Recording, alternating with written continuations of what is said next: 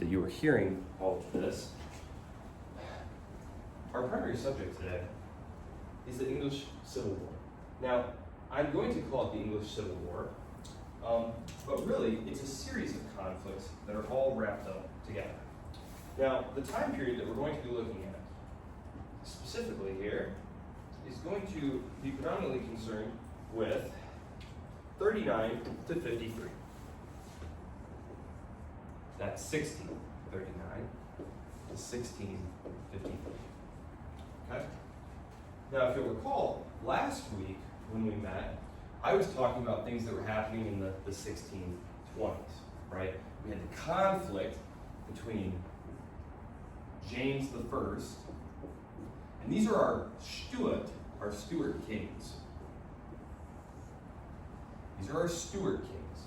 And we have James I, and we have Charles I. Okay?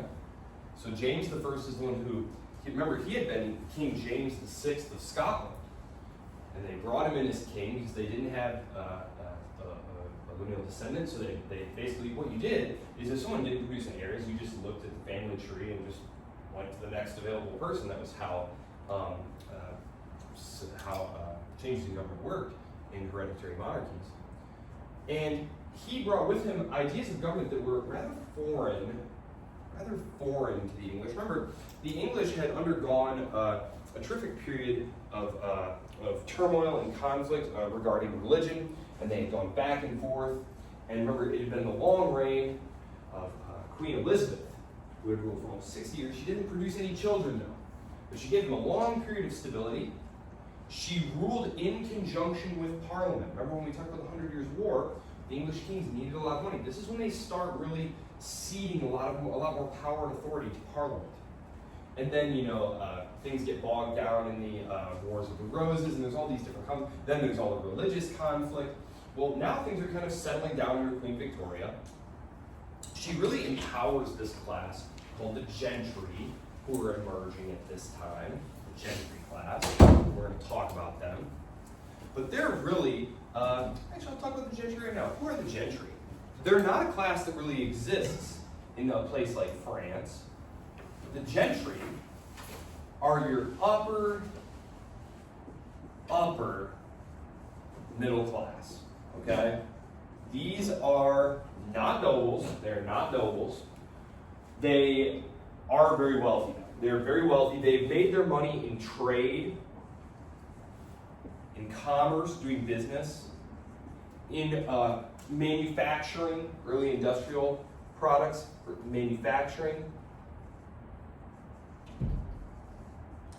And they're buying large tracts of land.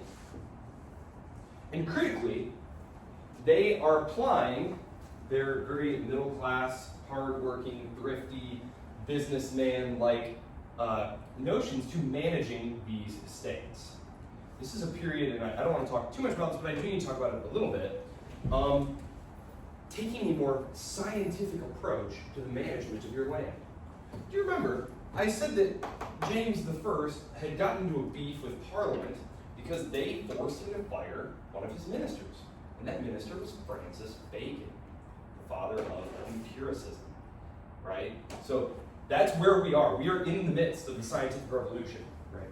And I'm going to speak just a little bit about that at the end if I have time. But this is sort of when Copernicus is writing, Tycho Brahe is writing, and they're coming up with all these. They're finding all these problems with the Aristotelian cosmology about the heavens and all the spheres, and they're taking measurements for comets, and they're really changing the way that they're thinking about things. And so the scientific method, which Sir Francis Bacon gets a lot of credit for helping pioneer, this is the idea of using reason and experimenting on things. Well, in agriculture, this was happening. So, for example, Jethro Tull, who, did I mention him here? Jethro Tull? Sorry, I teach a lot of classes, including at other colleges. I mentioned him in a class last week. Jethro Tull. So, you guys familiar with the English rock band, Jethro Tull, from the 60s? Anyway, they got their name from this English agronomist around this time who realized that, if you plant the same thing over and over, the crops get smaller and worse and crappier. What's going on here? And so he starts experimenting, and he realizes, and I don't want to give too much credit to him in terms of the science of it. He kind of intuited, he had this idea that these crops are taking something out of the soil, and we need to do something to put those things back in the soil. And he realized with trial and error, experiments, right, that if you plant other things, like if you're planting corn here, and you plant corn over and over, it will deplete the soil because corn takes only certain nutrients out. And you plant something like sweet potatoes for a year, the sweet potatoes put back in the soil what the corn needs. So, it's going to lead to things producing more yields, because prior to this, you had what was called the fallow system, where basically you would rotate your fields. They understood that, okay, if I plant this field too much, over time it will stop producing. So what I'll do is, I have 3 fields. Let's say. And so this year I'll plant these 2 fields, and I'll leave this one empty. I'll dig it up, I'll aerate the soil. They understood that something is happening. They didn't understand that nitrogen and stuff is getting into the soil when you aerate, but they understood that last year I dug this up and then it grew better, so they aerate the soil. But think about it, every year now you're leaving 1/3 of your fields empty. They're not producing anything. This is not efficient, right? So if you're a farmer, especially if you're someone from this business community, you're like, I don't care if that's how it's always been done. We need to figure this out. We need to solve this problem. And so they're very efficient managers of their landed estates. They viewed them as a business asset. This is not how the aristocracy, the hereditary nobles, treated their lands. They just treated them as these are my lands. They were my father's lands and my grandfather's lands, and this is how things happen here. And there's money coming in and money going out. And they don't really manage them at all. A lot of them don't manage them, period. And they're very, very thrifty, very capable. It's under Queen Elizabeth that they start gaining a lot of power. She starts appointing them to a lot of positions. They come to dominate Parliament, especially Commons, really only Commons. And remember, it's two chambers, right? Commons and Lords. James starts butting heads with them. He dies, and his son basically picks up right where his father left off. There's an argument here. Who is actually in charge, and to what extent does Parliament have authority, and to what extent do the kings have authority? King James did not want to rule in conjunction with Parliament. Remember, Queen Elizabeth was someone who sought to balance interests. She didn't push her prerogatives too hard. She didn't want to rock the boat. So maybe she wanted something to happen in Parliament. Didn't, instead of saying, no, I'm the queen, this is what's going to happen, she would instead say, you know what, let's kind of get together, let's talk it over, let's see if we can come up with some kind of solution.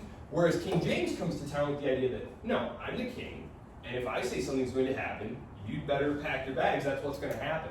And Parliament says, not so fast, I don't think so.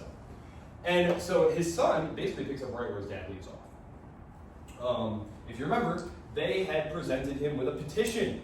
They said, look, these Stuart kings, the Stuart king, God bless you, the Stuart kings are new. The Stuart kings just got to town, and already we're not huge fans of the Stuart kings. They seem not to respect English liberties and the rights of Parliament here. So they present this thing to Charles, remember, called the Petition of Right, and they're saying, look, we want some guarantees of our liberties. James I, the right as the conflict was about to really spill over, what he had done is he had arrested a bunch of the people in Parliament who were resisting him. And so one of the things the Petition of Right had asked for, Petition of Right, they wanted things like habeas corpus, which of course those of you who are big fans of the American Constitution, it was Constitution Day last week. I'm told that this whole month is Constitution Month, so I didn't know that, but that's part of our Bill of Rights. It's later going to be part of the English Bill of Rights. Yes. So I think the Petition of Right was given from Parliament to Parliament. From Commons specifically. Okay. Commons specifically. They're telling the king, look, king, these are some things that we want. Now, the king is not interested in this, right? The king is not interested in this at all. In fact, he decides he's going to do what his dad did and go down to Parliament and lock up the people who are resisting him. They flee. They get out of town. But so you can see that things are going very poorly here. If you remember, he dissolves the parliament, right? He orders the parliament to be dissolved, and they hold down the speaker in his chair. They won't let him get up, and they basically pass a bunch of resolutions like Charles is terrible. We don't like him. And Charles basically decides, I'm never calling parliament again. And this ushers in the period from 29 to 40. I'm going to erase this because I'm actually going to try and leave this right here. So, from 29 to 30, I'll put 39 so there's no confusion. It's technically 40, but I want to put 29 to 30. This is the period of personal rule. So this is the period of the English Civil Wars. You'll notice I write wars plural because there are actually multiple conflicts inside of all of this. 29 to 39 is personal rule. Charles says, fine, you know what? I'm just going to live lean and mean, just not going to get into any fights. Remember, the 30 Years' War is going on at this time, and England is the preeminent Protestant power. But we remember, they're staying out of it. Well, part of it is because he can't afford a war. If he were to get involved in the war, he would have to call Parliament to get some money. Well, things are going pretty well for Charles, except that there's a lot of religious controversy going on.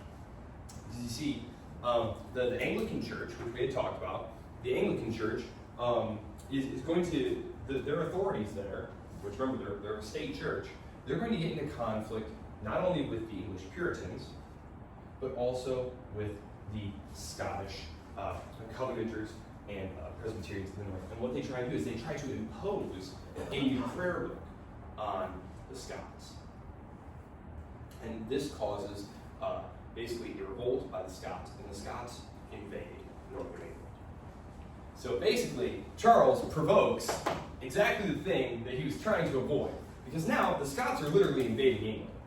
And it's not like there's an English channel to go over, like they're literally connected. Are you guys familiar, like Scotland and Ireland? Scotland and England, like they're literally connected. They start marching south, and he needs an army, so he has to call Parliament. Parliament has been waiting for this. And when I say Parliament, I'm talking about Commons. Commons is where all the action is. The House of Lords is just full of lords who are like, yeah, the king, he's great, we love that guy. The House of Commons is full of all these gentry Puritan types who want to wrestle pretty much all the power away from the king. They want parliamentary supremacy. Basically, they want the king to just be a rubber stamp, a figurehead, which is ultimately where we're going, right? You all know this. England is going to become a constitutional monarchy. Spoiler alert. 39, he has to call Parliament back. Parliament is totally ready with all their demands. He, of course, is not going to budge on these. They basically just pick right back up. They say, look, we demand the right to approve all taxes. Constitutionally, this was not the way it had been done. And it's kind of interesting. We talked about this in the context of the outbreak of the Bohemian phase of the 30 Years' War. And we talked about, was Ferdinand violating the Peace of Augsburg when he tried to crack down on the Protestants in his lands? Technically not. They viewed him as violating previous agreements, guaranteeing that they could practice there. But technically speaking, he was within the letter of the law. Again, here, and these points of conflict in history are very interesting because, looking back, you say, well, that's just how it was. But there was a great deal of conflict over this. They were contested. Specifically here, traditionally, Parliament did have the right to approve all new taxes, or a tax increase. But taxes that had been being collected at the same rate were kind of grandfathered in. The king could just keep collecting these. Parliament is now saying, no. Any tax, basically annually, almost like an annual budget, right? Like, what are you going to tax this year? How much are you going to tax? We get to approve it. They want habeas corpus, the right of habeas corpus, meaning that the king can't just lock you up indefinitely without giving you a reason. This is something that the French Fronde is going on at this time as well, and that's one of the things that the French rebels would like as well. They want a right of habeas corpus. They also want religious toleration, And there's going to be a divide here, and we'll talk about that, because there's going to be a divide between those who want to break the stranglehold of the Anglican Church. And it's going to be a divide between the Puritans and Presbyterians. But we'll get to that in just a minute. So, the Civil War gets started. The first phase is from 42 to 46. 42 to 46. So we can see here, there's a period where we have the Parliament gets called, right? Parliament gets called in 39-40. So it's actually right at the end of 39, start of 40. And so we have a period of haggling here, where it's just not going on. And of course, the Scottish army is just kind of like chilling out up there, waiting to see what's going to happen here. They're in conversations with members of the parliamentary opposition, and Parliament is refusing to even vote funds for defense. They're basically holding the king hostage and holding the country hostage and saying, look, if you don't give us what we want, we're not raising any money for an army at all. This is the period, this is the first phase. So they call it the First English Civil War, the first. I tend to think of it more as like a phase, because there's all these different conflicts wrapped up inside each other, but I will stick with the convention, the First English Civil War. This pits the Royalists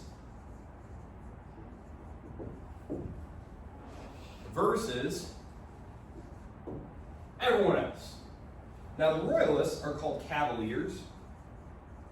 So in your book, you'll see like Cavaliers v. Roundheads. Everyone else. Now, I'm going to write down who is everyone else. You have the gentry, the parliamentary forces, the gentry, the parliamentary forces. You have the Scots. Oh, there's only one T, sorry.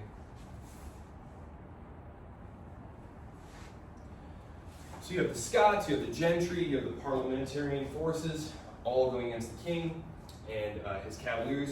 You'll see these guys called Roundheads. Roundheads.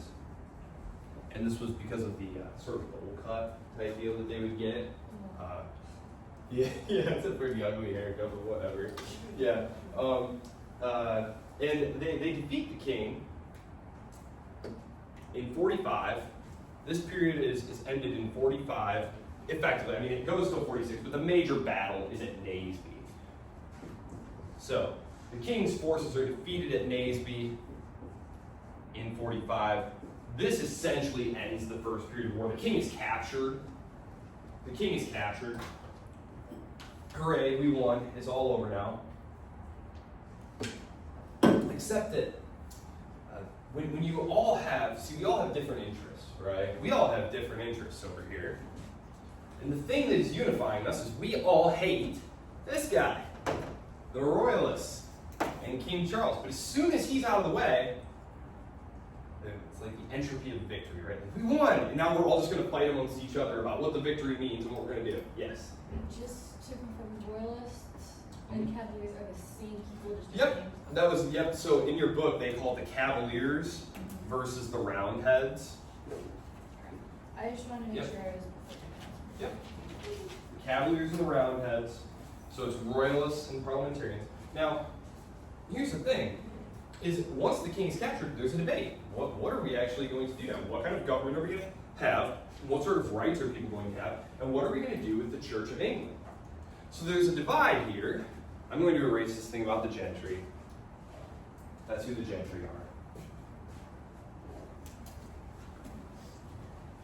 Remember this though, because this idea is going to recur later in our course with the Century of Revolutions that's coming up here. This idea of a class who are really the commercial drivers of the nation. They're driving the wealth. They're making the territorial access. They're basically the engine, the economic and social engine of the country, but they don't have the political power that they want. And there is a class who are becoming militarily and economically and socially irrelevant who still have all the political power. That's the landed nobility. This is something that's going to cause friction throughout the continent. You get this rising commercial middle class who, while they have all of the economic power, while they represent sort of like social progress, they don't have the political power. It's going to be that clash between the old order and the new. And a lot of historians tend to view the English Civil War as basically the triumph of, like the gentry, the middle class, the landed middle class, over the nobility. That basically, like, this is what's going to happen in all these European countries eventually, but England's kind of the first. We'll leave the Dutch out of this for now. Okay, so they captured him. There's a divide between the Puritans now. So this is on the parliamentary side. So on the parliamentary side, we have the Scots. The Scots basically just want to be left alone. But didn't the Scots try to invade? They did.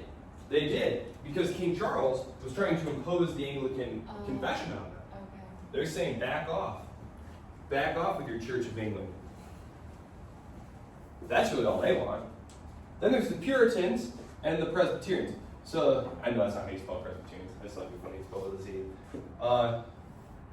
No Anglicanism. Leave us alone. And I am treating these things as like monoliths. Obviously, if you take a course on the actual English Civil War, you'll find that these were not monolithic camps. There were arguments within these various camps about what should be done. The Presbyterians, they want to keep the king, make him a sort of a parliamentary figurehead, keep king as parliamentary monarch. He's basically just a rubber stamp for everything we want to have done. Church of England, let's just do like some very minor reforms, minor reforms. Remember, the big complaint of the opponents of the Church of England is it's too Catholic. It's not Protestant enough. For goodness sakes, they have bishops. I mean, what could be more Catholic seeming than that? It's basically Catholicism. And we had talked about why it seems so much like Catholicism, and it's because Henry VIII really just wanted an annulment, and because of the bad timing of history, he couldn't get one, and so he said, fine, I'll be my own church. But he didn't really have many plans beyond that. The Puritans say, religious toleration, get rid of the Anglican Church, no Anglican Church. So no religious toleration. Disestablishment. Disestablishment. Who said that? Oh yeah, no, I just want to be clear. So religious toleration means freedom to practice for everyone, but disestablishing the church, think about it. If we have a state church, that means that your taxes pay for this church, whether you're a member or not. Does that make sense? So when they talk about disestablishment and religious toleration, it's not like you couldn't, practice Catholicism or something. Like Catholicism was always looked askance at in England, but it's not like, and if you were Catholic, you weren't supposed to hold office or something. You were like, you could practice, and yes. So within the religious toleration, were the Puritans wanting also for like Catholics and people of other faiths to be able to hold office? No. Still we just want freedom to practice. Freedom of practice, but you have to meet X, Y, and Z qualifications religiously to hold like a government office. Oh yeah, you can't be a Catholic and hold office. They're going to make that official in 1701. In 1701, all right, I'll keep it over here. In 1701, they passed what's called the Act of Settlement. 1701, no Catholic king. And we're going to see why this happens, because actually, so here we go. I'll put this right here. The easy way to remember the Stuart kings is it's James, Charles, James. James first, Charles the first. I'll fill in this in a minute. And then Charles the second, and James the second. So sometimes it's really hard to remember like all the Georgian kings and all the, but the Stuart kings are actually really easy. They last for basically a century, and it's James 1, Charles 1, Charles 2, James 2. So, and this guy's actually a Catholic. And so when we get here, we'll see that right away Parliament's like, this is completely outrageous and unacceptable, and we're never going to let this guy be king. And that's when the Glorious Revolution happens, which is kind of like the finishing act of the English Civil War. So we'll get there. The debate is going on. No Anglican Church. King? Gotta go. Gotta go. Unclear exactly what we're going to do. And as we'll see, before this debate can really be fleshed out entirely, the war is going to erupt again. Because what happens is these guys and these guys join up with King Charles I. They turn on the Puritans. They turn on the Puritans, and I'll introduce this guy now, the leader of the Puritan faction. There are lots, there's, I'm not going to be able to bring them all in, so I'm just going to leave them all under Oliver Cromwell. Sorry to Lambert and Perth and all those other guys, but this is not a class in the English Civil War. There were other people, of course, but this is the main guy, Oliver Cromwell, leader of the Protestant forces. These guys, so now, basically, the Scots and the Presbyterians are saying, we'll just come to an accommodation with Charles. We'll just cut a deal. Charles will agree to stay out. We'll get some minor reforms here. It's unclear exactly what those will look like, but they definitely don't want the Puritans in charge. However, the Puritans have the New Model Army. Oliver Cromwell had reorganized the parliamentary armies into what's called the New Model Army. And this is it's not new in the sense that like they're using new tactics or something like that. It's new in the sense that it is organized to be pretty much a purely Puritan army, and it's like a religious army. Like they march into battle singing like hymns. There are wagons rolling alongside the army, and preachers are like preaching these like really fiery sermons to like get these guys pumped up. And you have to understand that most of like the armies of these days, when you needed like foot soldiers, you'd like go raid the local jail, and like you'd enforce discipline with like whipping guys, and like so it wasn't like we think of our army today. It's not like that. It's not like that at all. A lot of times these guys, there'd be what was called the push of pike. So you'd all get in like lines basically, and you'd like you know what pikes are? Those big long screws. So you'd be trying to push each other back, and your cavalry and stuff would be out around the wings. A lot of times these dudes would just like not even really be trying. They'd just be trying to make like a good show of it. You know what I mean? Not the Puritans. The New Model Army is like, it's like when the French Revolutionary armies come on the scene. These dudes are fired up to be here. You know what I mean? It's like homecoming weekend, and they're ready to hit you right in the mouth. There is no surrender. There is no retreat. They're just going to straight up human wave crush you. They were not forced to be here. A lot of these guys are conscripts. Poor conscripts forced to be here. This is not what the Protestant army is. It's also controlled by one man. One man with his close coterie of advisors. And when you have one unified chain of command, it's going to be a lot more effective than if you're trying to coordinate multiple different command structures in armies. That's why Napoleon used to say, the more allies they have, the weaker they are, because it's hard to coordinate all these different activities. Better just have one. So, the second phase of the English Civil War, the Second English Civil War, is actually very short. It's 1 year. It's 48. I'm going to erase this bit right here. It's the Royalists and the Roundheads in the first phase of the English Civil War. As I said, the parliamentary forces fracture over what to do with the Church of England and what to do with the king, and this leads to about 6 months. About 6 months of fighting. The second phase is about 6 months. It's like from about February to August, if I remember correctly. 48, Second English Civil War. And this time it's everyone against the Puritans. Now you might think, I've already kind of told you the plot, that the Puritans do win because they have the New Model Army.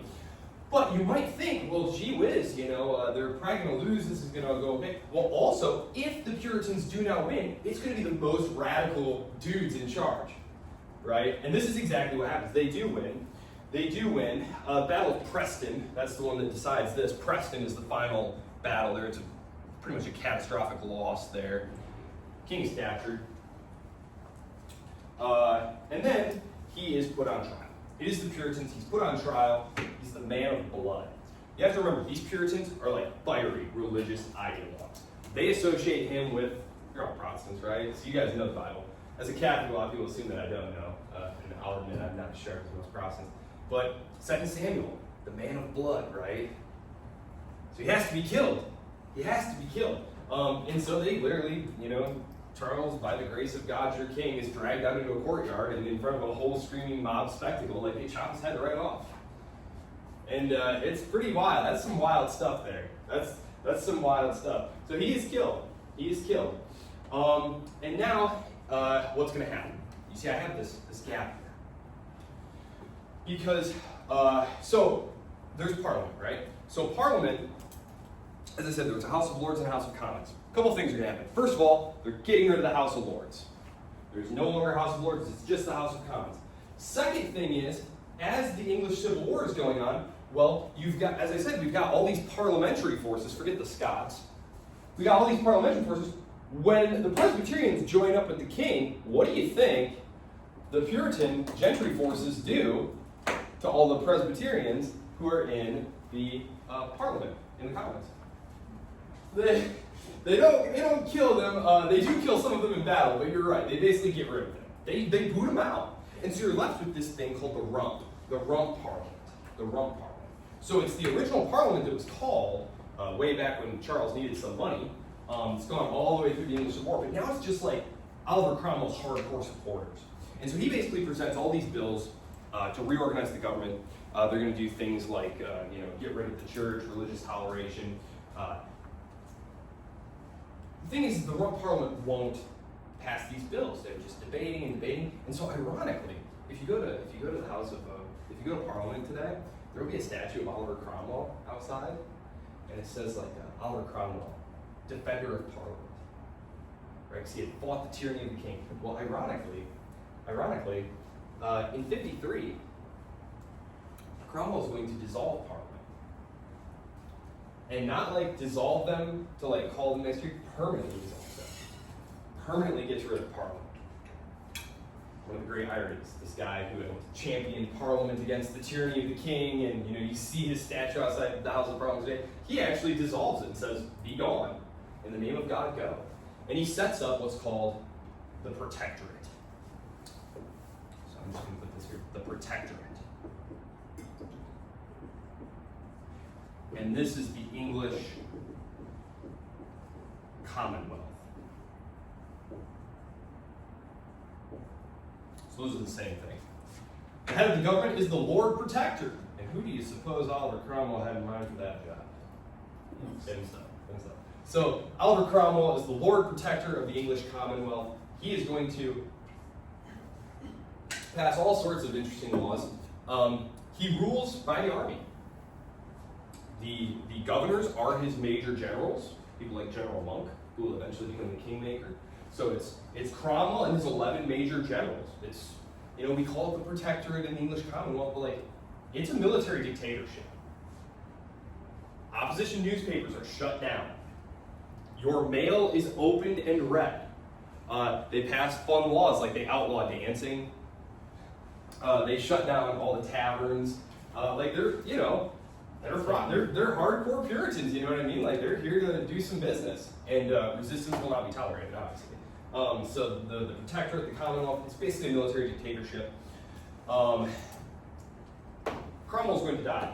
So, from 53 to 59. This is fairly short-lived. So, let me see. Let's see, the Commonwealth. I'll put some dates here. So, sober people out there more likely to rebel.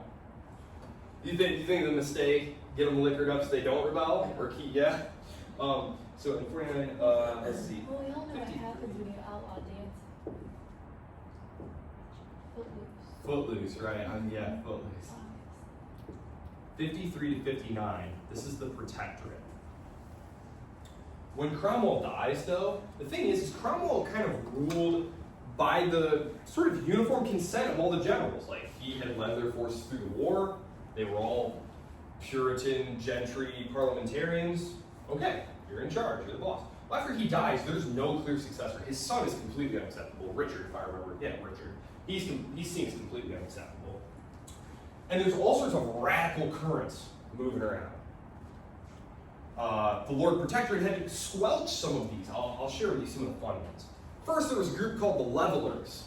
The Levelers. If you look these guys up, they were actually really cool. The Levelers. I'll erase this. So you had the Levelers.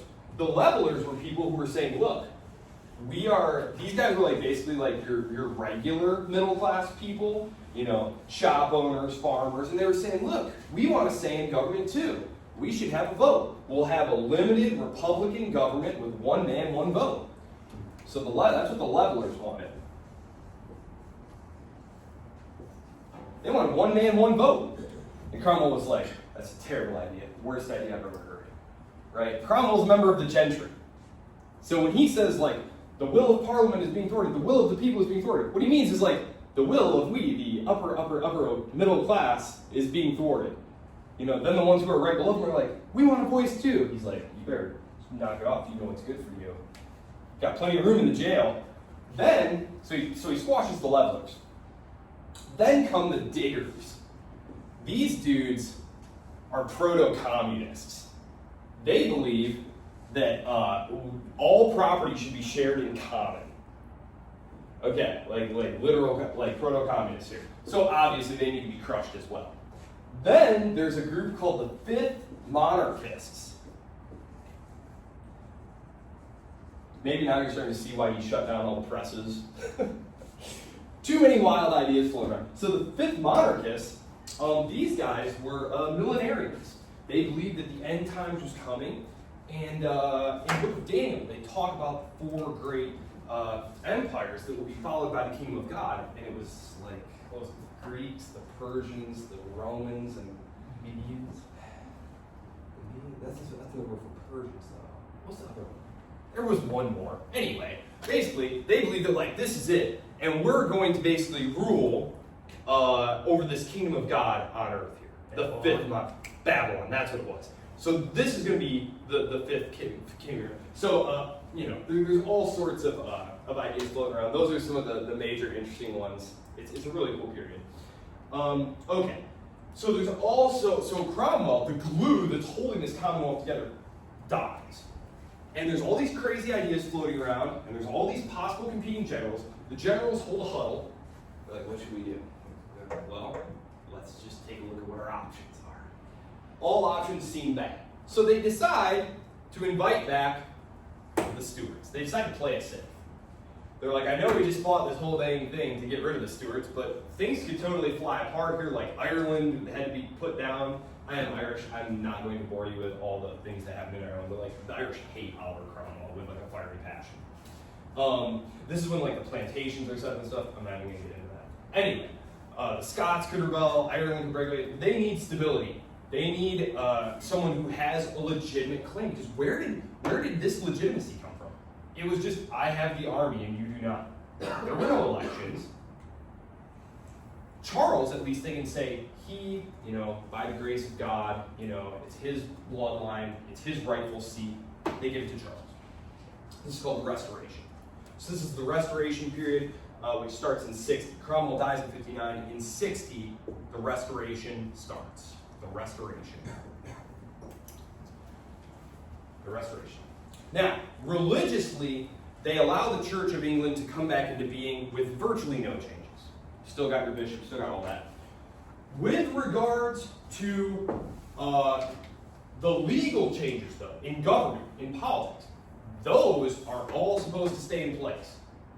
That look, you guys are back, but I don't need to tell you what I did to your dad, all right? Who's in charge? Us, Parliament, we're in charge. If that's a problem, you let us know. Charles is going to reign until 85, so a solid 25 years. And how do I say this about Charles? He was king, but he was not a very energetic, go-getter type of guy with big plans and hard driving and stuff like. He was kind of resigned to how things were. Like, he tried to have some influence on things, but he knew that he didn't. When Parliament passed a law, it was a law. Like, it was custom for him to then sign the law. Remember, that was one of the things that was a controversy there at loggerheads back in the 20s. was the first King Charles, the parliaments under the first King Charles were passing laws, but he was refusing to sign them. And Parliament was saying, these are laws, and the king was saying, no, they aren't. And it's like, the average person's kind of like, so, what now? Well, the answer, of course, was, just have a bunch of war. And then we decided, and they won. And so they're like, so now, And so for him, it's like the bills come to his desk, and he signs them, but it's like, he can't not sign them. Like, this is just a pure formality. Things might have carried on okay, and the Stuarts might have stuck around, except that when he dies, the claim falls to James II. And James II is a Catholic. Now, everyone knew that he was a Catholic. It wasn't like it was like, oh my gosh, did you know that he's a crypto-Catholic? No, it was understood that he's a Catholic. And as the succession grew closer, Parliament tried to pass a series of exclusion bills, saying, nope, he can't be king. Don't care that it's his turn. He's a Catholic. He can't be king. These bills do not pass, though. These bills do not pass, though, because some members of Parliament, enough of them to block it, are saying, look, the last time we started messing with this stuff, civil war happened to me. Look, we've got the Stuarts back. Things have been going just fine. The king is completely in a box. He can't do anything. Just let him be king. We don't want to mess with the succession. So he becomes king. In 88, though, I'm actually going to erase this down here. 1701, Act of Settlement. I'm just going to erase this, but as a result of what is about to happen with James II, they pass an actual bill that says no Catholics can be the monarch. James II rolls into town, and I don't know that it was any one thing that he did specifically. You read all sorts of things that we have to kind of try and get in the minds of people in the present or in the past to just kind of try and understand what they might have been thinking. Because looking back on it, it seems like those who were arguing that, like, who really cares? Like, he can't really do anything. It seems like all the evidence suggests that they were right. You have to imagine, like, the rumors and the whispers and, like, this and that, hearsay, and what's the scuttlebutt, and how do things appear, and what's the danger, right? England had gone through these periods of tumultuous civil war, and religion had really been at the heart of it, and isn't this so dangerous? And what if he tries to bring a papal legate back to England and stuff? The Parliament decides to act. Certain members of them decide to act. Now, their thinking here is that they have the legitimate right to do this. Because if the king is bound by the law, and Parliament makes the laws, that makes the king accountable to Parliament. In the same way a minister would be accountable to Parliament. And if you remember, all the way back here, Parliament had already basically said, ministers are responsible to us, which means we can dismiss ministers. And so the idea was, well, if we can dismiss ministers, we can obviously dismiss the king as well. And so they bust out the family tree, they take a look and they say, who do we got? And they take a look and they find William and Mary. William and Mary. William and Mary. Who are just chilling right across the channel in the Dutch provinces, in the Low Countries. And so they write him a letter and they say, Dear William of Orange, we would like to invite you to be our king. So if you could just raise a nice big army and sail on over here and take over the country, that would be jolly good. Sincerely yours, the House of Commons. It winds up being a bloodless revolution. They call it the Glorious Revolution. 88, the Glorious Revolution. And this is going to end things here. The Glorious Revolution. The Glorious Revolution. It is bloodless. It's not clear that it's going to be bloodless, but it ultimately winds up being bloodless. Everyone abandons the king, and he flees, and William and Mary show up, and it's literally like this totally bloodless revolution. They get them to sign an actual Bill of Rights.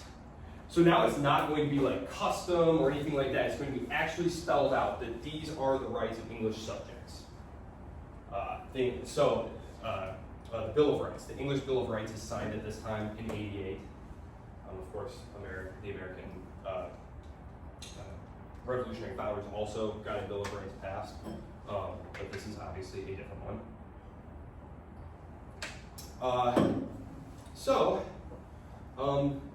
That is the English Civil War. I will take questions in just a second. The last thing that I want to do, because I'm trying to set the stage for your reading for this week, which, as you know, goes all the way through to the American Revolution, is that they're considered a part of the Stuart succession, right? That they were part of the Stuart family tree. That ends with Queen Anne. About a decade and a half later. So by 1707, I believe it is.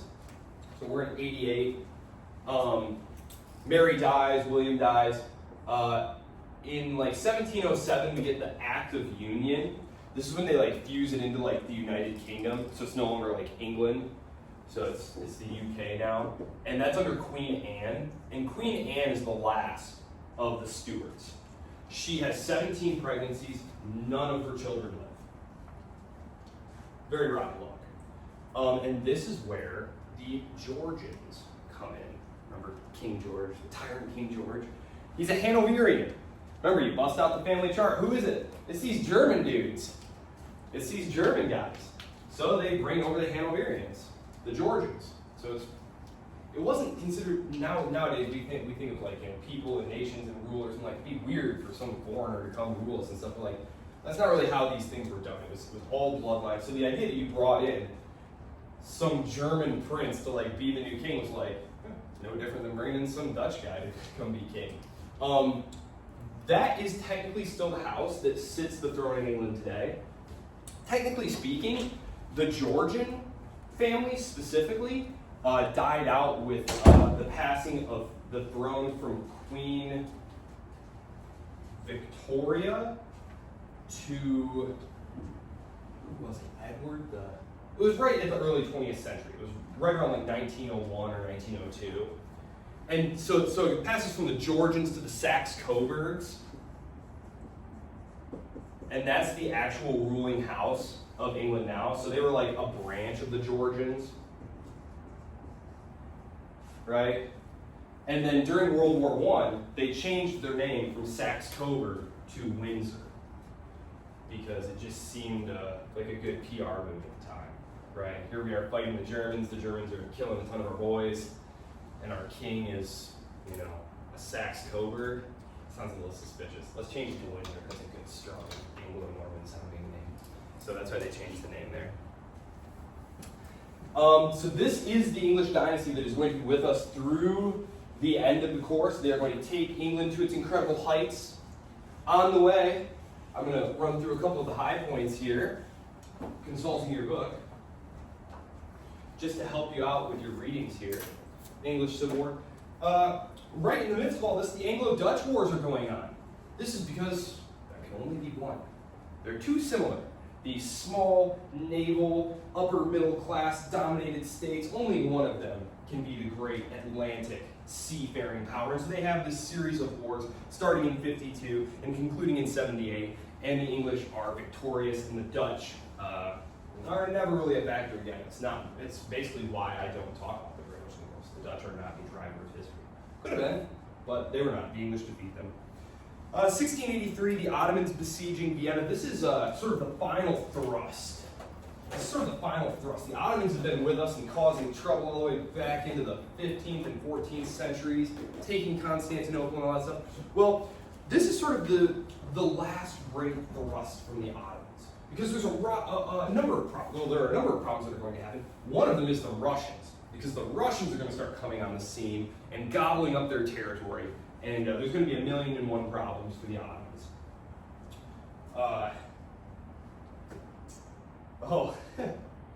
Louis XIV, yes. In 1685, this is just a side note.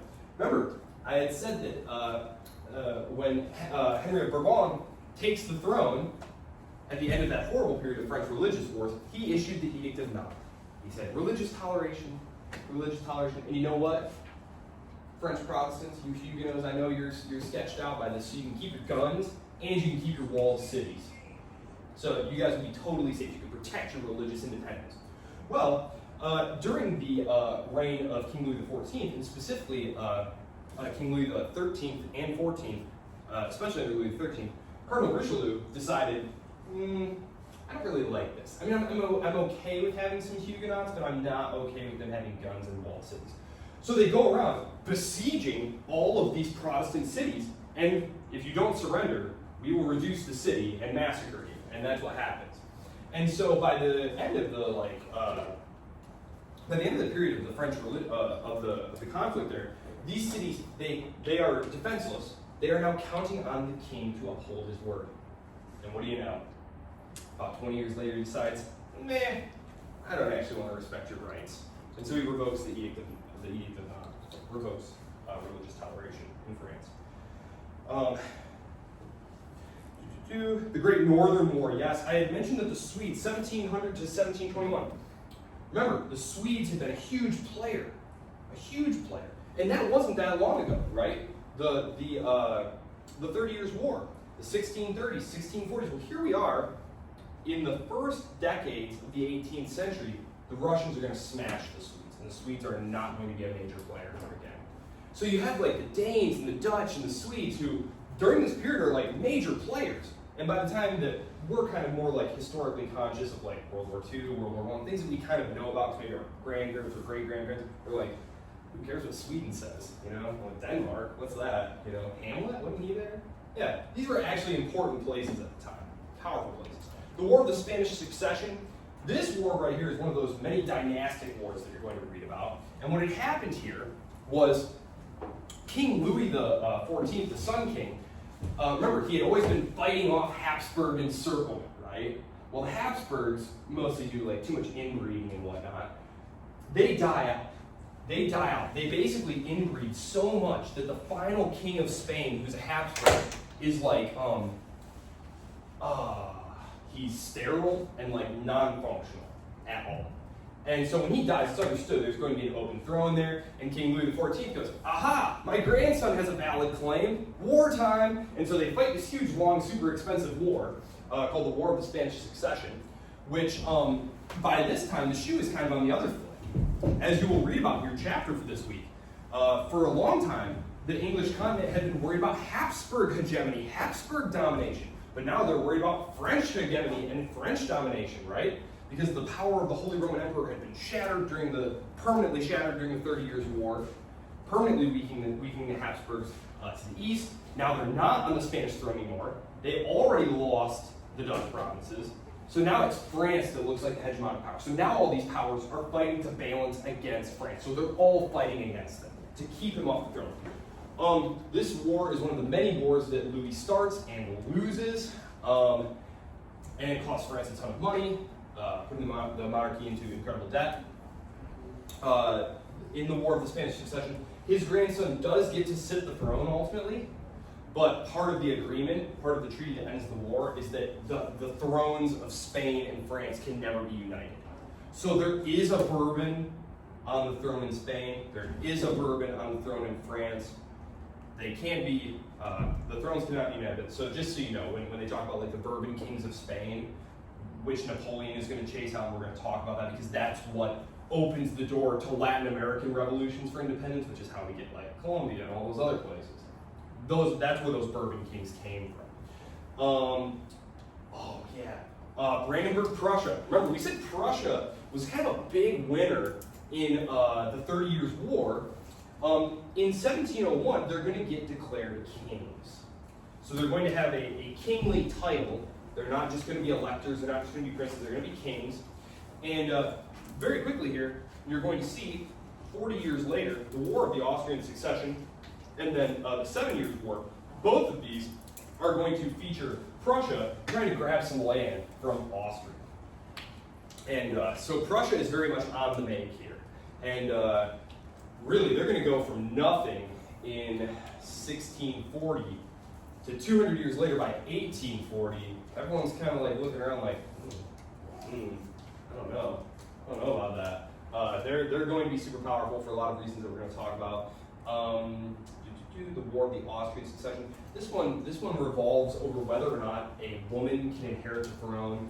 And basically, I have like 1 minute. basically Maria Theresa was the daughter of the emperor. He didn't have a son, and so he went around to all the other monarchs and he said, look, I don't want any kind of like succession crisis or battle or anything. Will you all just agree to honor Maria Theresa's claim to the throne? And they were all like, sure, and they all sign it. And then as soon as he dies, Frederick of Prussia's like, just kidding, psych, I'm gonna take some of these nice lands here. And so he invades Silesia and takes that over, and it starts this whole conflagration, and yeah. The 7 Years' War, we will talk about that in the context of the American Revolution. Just know the 7 Years' War, the French-Indian War, we used to think about it as like the French-Indian War, it was actually this massive global conflagration. It's often talked about as like the First World War, because there were battles in India, there were battles in the Pacific, there were battles in the South Atlantic, there were battles in North America, there were battles in Europe. You know, so, yeah. Oh, poor Poland. Yes, Poland is destroyed. But you know what? It's actually the partition of Poland that opens the door to allow the French to help the American founders. I actually wrote an article for the Journal of the American Revolution where I argued that had Poland not been partitioned, France probably would not have been able to deploy military and financial resources to the United States in order to win those crucial battles in the final years of the war, such as at Yorktown, which of course I believe is totally correct and brilliant. So, if any of you have any questions about any of this, please do not hesitate to email me. I will see you all Wednesday, except for you, sir. Good luck on the tennis. Thank you. Absolutely.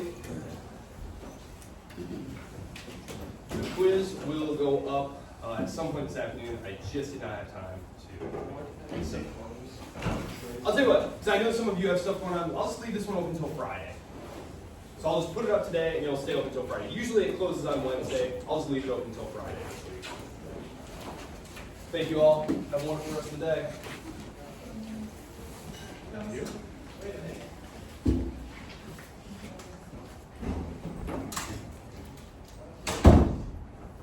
Oh shoot, I forgot to mention that essay contest. Gotta leave myself a note for that.